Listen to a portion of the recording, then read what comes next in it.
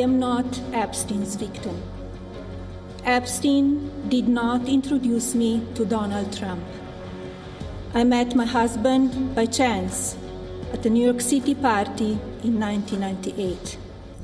That is US First Lady Melania Trump speaking about Jeffrey Epstein and issuing a clarification on her relationship, or rather the lack of it, with the late convicted sex offender. Melania Trump made this short and abrupt address on April 9th this year. No prior announcement was made about it. The First Lady simply stepped out to the White House foyer and under the presidential seal made a statement in which she clearly distanced herself from the disgraced financier. She said she never had a relationship with Epstein or his associate Ghislaine Maxwell. She did say that she only had a casual correspondence with the latter. Numerous fake images and statements about Epstein and me have been circulating on social media for years now. Be cautious about what you believe. These images and stories are completely false.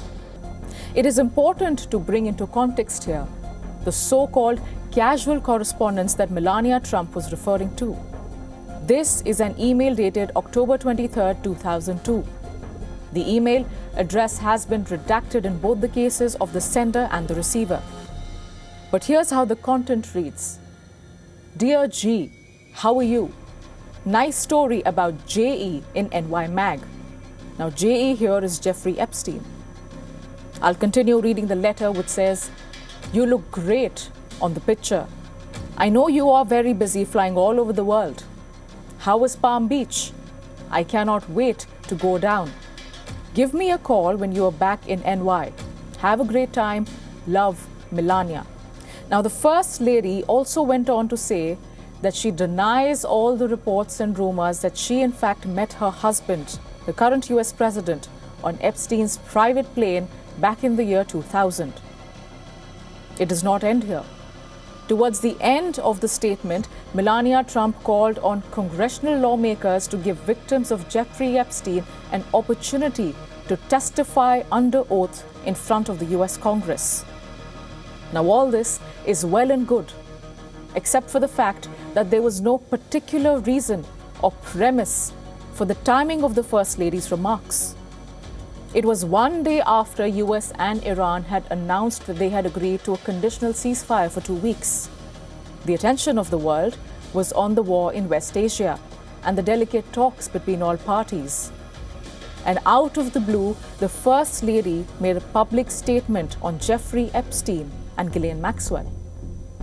In fact, the president himself went on to respond to this hours after the address. He told a news outlet that he had no prior information of his wife's public statement.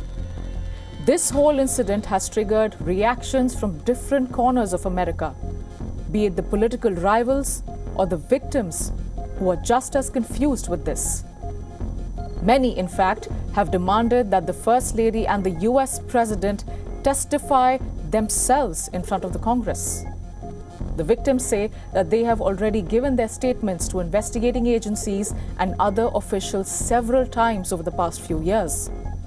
Survivors say that the onus is now on the people connected to Jeffrey Epstein and Ghislaine Maxwell who need to testify under oath. And the precedent for it has already been set when former US President Bill Clinton and his wife, former Secretary of State Hillary Clinton, testified in front of congressional lawmakers. In fact, there are other high-profile names that are on the list. Billionaire and philanthropist Bill Gates is next in line. The Microsoft founder is set to testify on June 10th before a congressional committee which is investigating Epstein and Maxwell. But be it the Clintons or Bill Gates, or the hundreds of names that have appeared in the 3 million plus pages of the released Epstein files, all of them have their names appear hundreds of times in the dossier. The other name, which is just as present, is that of the current American president.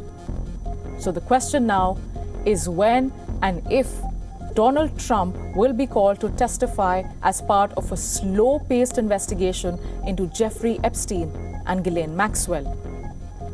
More importantly, is Melania Trump's statement on April 9th a strategic move to distance herself from questions surrounding her husband's relationship with the late sex offender? That's all we have for you on this episode of Prime Crime. We'll be back next week with more such stories and cases from around the world. Thanks for watching.